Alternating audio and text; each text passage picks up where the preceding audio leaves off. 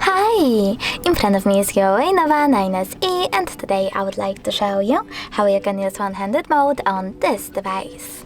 First of all, go into settings and scroll down. Now you need to select accessibility features and click on one-handed mode. Then tap on the switcher to activate it and follow those instructions.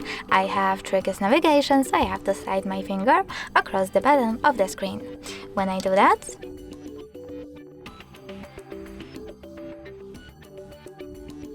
as you can see, one-handed mode is now on.